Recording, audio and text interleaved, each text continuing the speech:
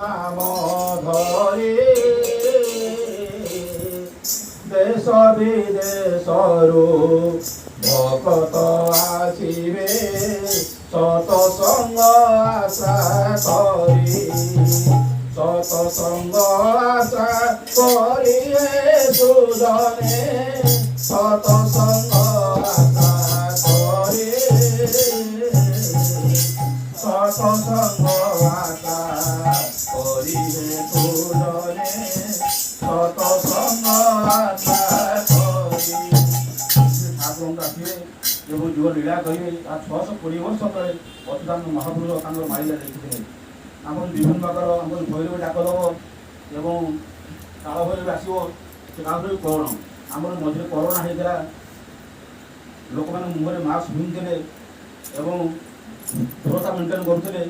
ଏହା ମଧ୍ୟ ଲେଖିଥିଲେ ଭୈରବୀ ଡାକିବ ଭୂତାଣୁ ରୋଗରେ କରେ ଗୃହେ ବନ୍ଦୀ ହେବେ ବଳଦ ପଳାଏ ମୁଖେ ତୁଲି ଦେଇ ଏକାକାରରେ ରହିବେ ଏକାକାରରେ ରହିବେ ସୁଧରେ ଏକାକାରରେ ରହିବେ ଏକାକାରରେ ରହିବେ ସୁଧରେ ଏକାକାରରେ ରହିବେ। ମୁହଁରେ ମାସ୍କ ପିନ୍ଧି ବଳଦ କରି ମୁଖରେ ତୁଣ୍ଡିରେ ରହିବେ, ଦୂରତା ମେଣ୍ଟେନ୍ କରିବେ।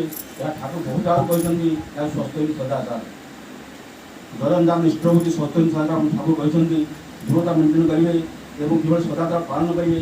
ଯେ ପାଳନ କରେ, ଯେ ଠାକୁରଙ୍କୁ ଜୀବନରେ ଗ୍ରହଣ କରେ, ତାଙ୍କର ନୀତି ନିୟମ କଣ୍ଟାକରଣ ପାଳନ କରେ, ସେ ଜୀବନ ଉନ୍ନତି କରିଥାଏ। ଠାକୁର କହିଲେ ମୋ କଥାକୁ ଯେ ମାନେ ନା ସେ ଜାଣେ ନା, ଯେ ମାନେ ସେ ଜାଣେ। ଆମର ନନିଦାଙ୍କର ଜଣେ ବନ୍ଧୁ ଥିଲେ ରାଜନ ମଜୁମଦାର, ଘର ତାଙ୍କର ପାଲକାଟା, ସେ ଶିକ୍ଷକତା କରୁଥାନ୍ତି।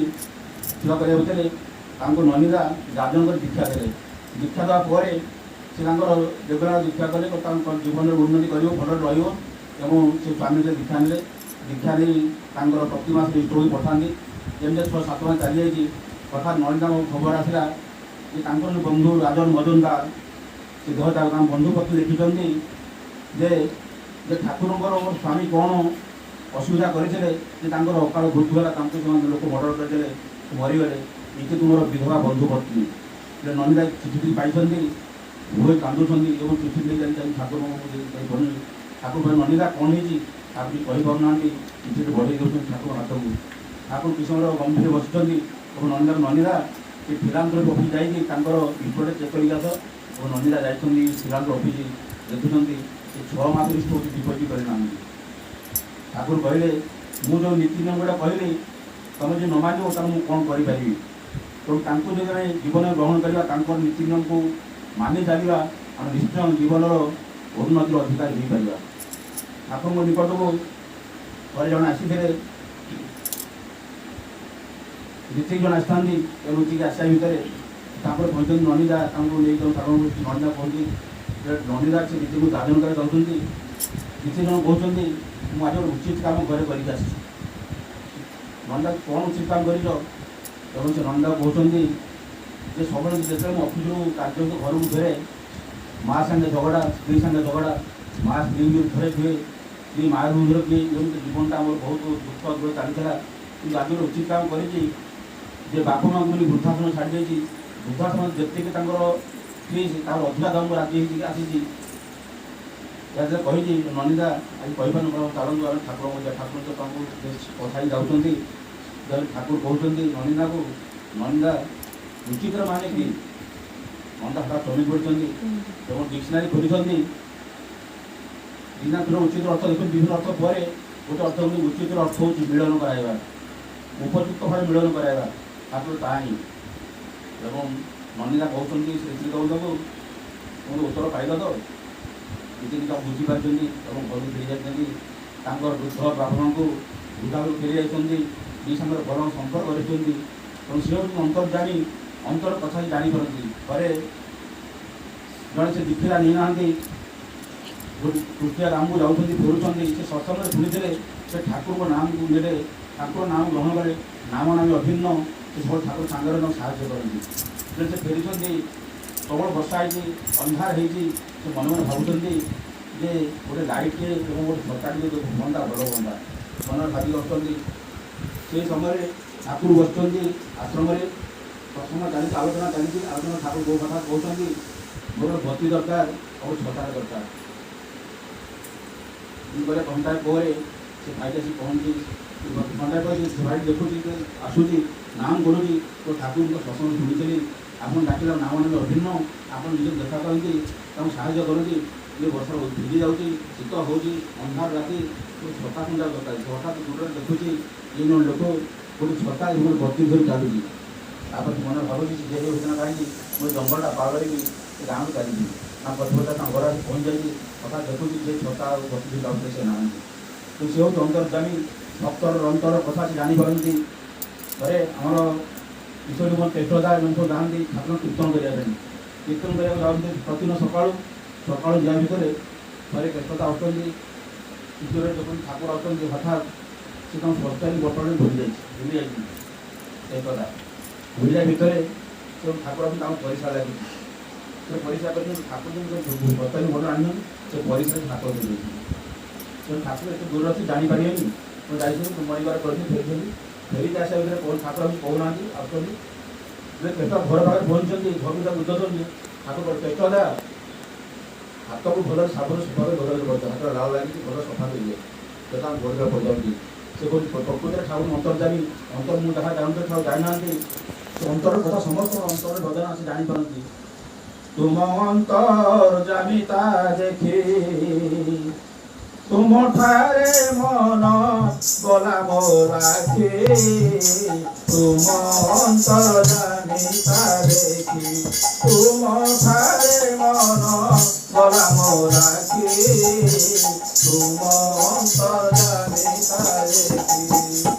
আহে প্রেমময় পরম দয়াল, আহে প্রেমময় পরম দয়াল, মোর জীবনর পতি মুখতি, তুম অন্তর্যামিতা দেখি তুম ধারে মন গলা মোরাখি, তুম অন্তর্যামিতা দেখি। অন্তর্যামী ভক্তর অন্তরতা জানিপারନ୍ତି। ଠାକୁରଙ୍କ ବିଶ୍ୱରୂପ ଦର୍ଶନ କରି ବିଶ୍ୱ ଜୀବନ ଦର୍ଶନ କରିଥିଲେ। ଯେତେବେଳେ ବସୁଦେବ ଯାଉଥିଲେ ଶ୍ରୀକୃଷ୍ଣଙ୍କୁ ନେଇକି ବାଟରେ ଯେତେ ଯାଉଛନ୍ତି ରାତିରେ ତାଙ୍କୁ ବାଟରେ ଠାକୁର ଜଗିକି ସେ କୌଣସି କାହାକୁ ନାହିଁ ଯୁଗର ସେ ପୁରୁଷୋତ୍ତମ ଯେତିକି ତାଙ୍କୁ ଦର୍ଶନ କରିଛନ୍ତି। ଆଉ ଯେଉଁ ଦର୍ଶନ କରିଥିଲେ ସେ ହେଉଛନ୍ତି ଆମର ଜମିଦାର ପୁଅ। ଜଣେ ଜମିଦାର ଥିଲେ, ତାଙ୍କର ମନେ ପଡ଼ୁନି। ସେଥିରେ ସେ ଠାକୁର ପାଠ ପଢ଼ନ୍ତି, ନବମ କ୍ଲାସରେ ପଢ଼ୁଥିଲେ। ପଢ଼ିବା ଭିତରେ ଠାକୁରଙ୍କୁ ସେ ରାଜାକୁ ଡାକନ୍ତି। ତେଣୁ ଜମିଦାର ଭାବୁଛନ୍ତି ଯେ ସମସ୍ତେ ସେ ଜଣେ ବ୍ରାହ୍ମଣ, ଗରିବ ବ୍ରାହ୍ମଣ ସନ୍ତାନ, ତାଙ୍କ ସାଙ୍ଗେ ପିଲା ସାଙ୍ଗ ହେଉଛନ୍ତି, କିନ୍ତୁ ମୋର ଜମିଦାରର ପୁଅ ମୋ ସାଙ୍ଗେ ସାଙ୍ଗ ହେଉନାହାନ୍ତି। ତେଣୁ ପିଲାମାନଙ୍କୁ ଲାଞ୍ଚ ଦେବା ଆରମ୍ଭ କଲେ, କାହାକୁ ଚକୋଲେଟ୍, କାହାକୁ ମିକ୍ସଚର୍, କାହାକୁ ବିସ୍କୁଟ୍ ଦେଲେ। ପିଲାମାନେ ଖାଇଲେ, ତଥାପି ତାଙ୍କ ସାଙ୍ଗ ହେଲେ ଦୂରେଇ ଗଲେ। ତ ହଠାତ୍ ଲାଗି ଠାକୁର ଧରିଲେ। ଠାକୁର କହିଲେ ଅନୁକୂଳ ତୁ ମୋ ସାଙ୍ଗ ହେବନି, ଅନୁକୂଳ କିଏ କହିଲା ତୋ ସାଙ୍ଗ ହେବିନି। ତାଙ୍କୁ ଜାବୁଡ଼ି ଧରିଛନ୍ତି ଏବଂ ତାଙ୍କୁ ଛାଡ଼ି ନାହାନ୍ତି। ସ୍କୁଲ ଛୁଟି ହୋଇଛି ଏବଂ ସେ ତାଙ୍କ ସାଙ୍ଗରେ ତାଙ୍କ ଘରକୁ ଯାଇଛନ୍ତି। ସେ ଜମିଦାରଙ୍କ ପୁଅ ତାଙ୍କ ଘରେ ଖୋଜି ଚାଲିଛନ୍ତି। ସେ କୁଆଡ଼େ ଗଲେ ପିଲାଙ୍କୁ ପଚାରୁଛନ୍ତି, ତ ସେ ଅନୁକୂଳ ତାଙ୍କ ଘରକୁ ଯାଇଛି ଏବଂ ତାଙ୍କ ମାଆ ସେ ଦେଖୁଛନ୍ତି ଅନୁକୂଳ ଘରେ ସେ ଅଛନ୍ତି ଏବଂ ଠିକ୍ ଅଛି ଥାଉ ସେଠି ଯାଇଛନ୍ତି। ସେ ଜମିଦାରଙ୍କ ପୁଅ ଏବଂ ଠାକୁର ଶୋଇଛନ୍ତି। କଥା ସେ ଦେଖୁଛନ୍ତି, ଶଙ୍ଖ ଚକ୍ର ଗଦାପଦ୍ମକୁ ଦର୍ଶନ କରୁଛନ୍ତି, ଚମକି ପଡ଼ୁଛନ୍ତି। ତାଙ୍କ ଠାକୁର ମାଆଙ୍କୁ କାକିମା ଡାକନ୍ତି, କାକିମା ଦୌଡ଼ି ଆସ, କାକିମା ଦୌଡ଼ି ଆସ। କହିଲେ ତୁ ଡରିଗଲୁ କି, କ'ଣ ହେଇଛି? ନା ରାଜା ଭୋଗର ଚାରିଟା ହାତ ଶଙ୍ଖ ଚକ୍ର ଗଦାପଦ୍ମ, ନାଇଁ ତ ଦୁଇଟା ହାତ ଦେଖୁଛି। ତାପରେ ଶୋଇ ପଡ଼ୁଛନ୍ତି। ଶୋଇପଡ଼ିବା ଭିତରେ ପୁଣି ତାଙ୍କୁ ନିଦ ଆସୁଛି ଏବଂ ସେ ପୁଣି ଦେଖୁଛି ଶଙ୍ଖ ଚକ୍ର ଗଦାପଦ୍ମ। ସେ ଡରି ଯାଉଛନ୍ତି, ତଥାପି କହୁଛନ୍ତି ହେ ପ୍ରଭୁ ମୋତେ ଆଉ ସହିତ ରୂପରେ ଦର୍ଶନ କରନ୍ତୁ, ମୋତେ ସେହି ରୂପ দেখাও হরি, মোতে সেই রূপ দেখাও হরি। জয় শ্রী রাধে রাধে, জয় শ্রী রাধে রাধে, রাধে বান্তরি মোতে সেই রূপ ହରି ବୋଧେ ସେହି ରୂପ ଦେଖାଅ ହରି ଧରୁଛନ୍ତି ତଥାପି ତାକୁ ଦର୍ଶନ କରୁଛନ୍ତି। ତେଣୁ ତାଙ୍କୁ ଜୀବନରେ ଦର୍ଶନ କରିବା ପୁଣ୍ୟ ଥିଲେ ସେଠି କୋଟି ଜନ୍ମର ପୁଣ୍ୟ ଫଳେ ମାନବ ଜନ୍ମ ମହିତଳେ। ତେଣୁ କୋଟି ଜନ୍ମର ତପସ୍ୟା ଥିଲେ ମଣିଷ ଭଗବାନଙ୍କୁ ଗ୍ରହଣ କରିପାରେ, ନହେଲେ ତ ପାରେ ନା। ଥରେ ଜଣେ ସାଧୁ ଜଣେ ଆସିଥିଲେ ଦେଓଘର ଆଶ୍ରମକୁ ଆସିବା ଭିତରେ ସାଧୁ ଯାଇକି ଠାକୁରଙ୍କୁ ଦର୍ଶନ କରୁଛନ୍ତି। ହରିଓମ୍ ତତ୍ସତ୍ ହରିଓମ୍ ତତ୍ସତ୍ ଦର୍ଶନ କଲା ପରେ ଆଉ କହୁଛନ୍ତି ତୁମେ ଏଇଠି ଅଛ, ମୁଁ ହିମାଳୟ ତମକୁ ତପସ୍ୟା କରି ତୁମକୁ ପାଇଲିନି, ତୁମେ ଏଠି ରହିଛ, ମୁଁ ତୁମକୁ ଜାଣିପାରିନି କହି ତାପରେ ଫେରି ଯାଇଛନ୍ତି। ନନ୍ଦା ଠାକୁର ପ୍ରଶ୍ନ କରୁଛନ୍ତି ଯେ ସେ ସାଧୁ ଆସିଲେ ଆପଣଙ୍କୁ ଦର୍ଶନ କଲେ, ଦର୍ଶନ କରି ଚାଲିବାରେ କ'ଣ ଦୀକ୍ଷା ତ ମିଳିନି? ଠାକୁର କହୁଛନ୍ତି ଏ ଜନ୍ମରେ କେବଳ ଦର୍ଶନ ଛଡ଼ା ଦୀକ୍ଷା ନାହିଁ, ଦୀକ୍ଷା ନାହିଁ ଜନ୍ମରେ। କିନ୍ତୁ ଆମେ କେତେ ଭାଗ୍ୟବାନ ଜୀବନରେ ସଦ୍ଗୁଣ ଗ୍ରହଣ କରିଛେ, ତାଙ୍କ ସତ୍ନାମରେ ଆମେ ଅନ୍ତରିତ ହୋଇଛେ ଏବଂ ସତ୍ସଙ୍ଗରେ ଆମେ ଗ୍ରହଣ କରୁଛେ, ସତ୍ସଙ୍ଗରେ ଆମେ ଆଶ୍ରୟ ନେଉଛେ ଏବଂ ତାଙ୍କ ସତ୍କର୍ମ ଇଷ୍ଟ କର୍ମରେ ଆମକୁ ନିଜକୁ ଘାସ ଦେଉଛେ। ତେଣୁ ଆମ ଭାଗ୍ୟବାନ। ସେତିକି ତପସ୍ୟା ସେତିକି ପୁଣ୍ୟ ଥିଲେ ମଣିଷ ଜୀବନ ସଦ୍ଗୁଣ ଗ୍ରହଣ କରିପାରେ। ସମୟ ହୋଇଯାଇଛି। ତେଣୁ ପରିଶେଷରେ ବନ୍ଦନାମା ଏବଂ ଏଠାରେ ଉପସ୍ଥିତ ସମସ୍ତଙ୍କର ସାର୍ବିକ ମଙ୍ଗଳ ନିମନ୍ତେ ମଙ୍ଗଳ ମଙ୍ଗଳ ଶ୍ରୀଚରଣ ପ୍ରଣୟ ମୋର